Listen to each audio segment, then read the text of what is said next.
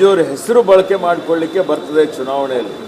ಅವರು ರಾಷ್ಟ್ರಪಿತ, ಎಲ್ಲವನ್ನೂ ತ್ಯಾಗ ಮಾಡಿ ರಾಷ್ಟ್ರಕ್ಕೆ ಸ್ವಾತಂತ್ರ್ಯ ತಂದು ಕೊಟ್ಟಂಥವರು.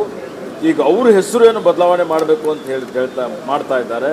ಮಸೂದೆ ಮಂಡನೆ ಮಾಡಿದ್ದಾರೆ ಲೋಕಸಭೆಯಲ್ಲಿ.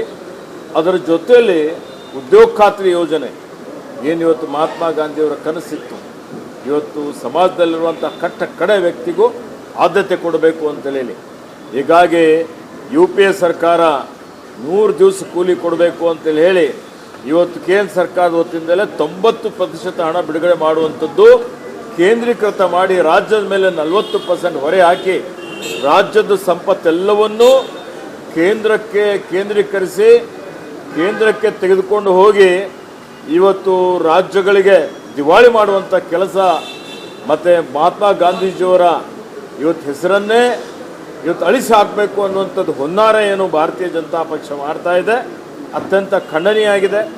ದೇಶದ ಜನ ನೋಡ್ತಾ ಇದ್ದಾರೆ, ಅವರಿಗೆ ತಕ್ಕ ಪಾಠ ಕಲಿಸ್ತಾರೆ. ಕಾಂಗ್ರೆಸ್ ಪಕ್ಷ ಇದರ ವಿರುದ್ಧ ದೇಶದಾದ್ಯಂತ ಹೋರಾಟ ಮಾಡ್ತದೆ ಮತ್ತು ಇದನ್ನು ಸರಿಪಡಿಸಲಿಕ್ಕೆ, ನ್ಯಾಯ ಕೊಡಿಸಲಿಕ್ಕೆ ಇವತ್ತು ನಾವೆಲ್ಲರೂ ಕೂಡಿ ಶ್ರಮ ಮಾಡ್ತೀವಿ, ಸಂಘರ್ಷ ಮಾಡ್ತೀವಿ ಅನ್ನೋಂಥ ಮಾತನ್ನು ಹೇಳಲಿಕ್ಕೆ ಬಯಸ್ತೀವಿ.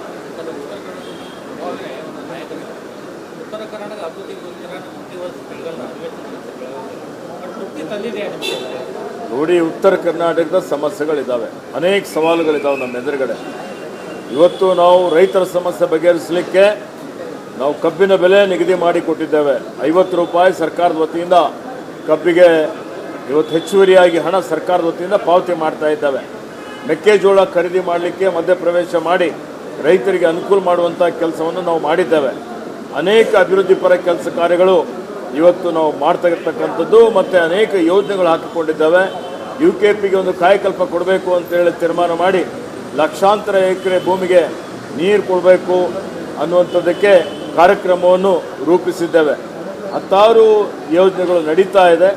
ಹಿಂದಿನ 4 ವರ್ಷದ BJP ಸರ್ಕಾರದಲ್ಲಿ ಏನು ಕಲ್ಯಾಣ ಕರ್ನಾಟಕ, ಉತ್ತರ ಕರ್ನಾಟಕಕ್ಕೆ ಘೋರ ಅನ್ಯಾಯ ಆಗಿದೆ, ಅದನ್ನು ಸರಿಪಡಿಸಲಿಕ್ಕೆ ಪ್ರಾಮಾಣಿಕವಂತ ಪ್ರಯತ್ನ ನಮ್ಮ ಸರ್ಕಾರ ಮಾಡ್ತಾ ಇದೆ.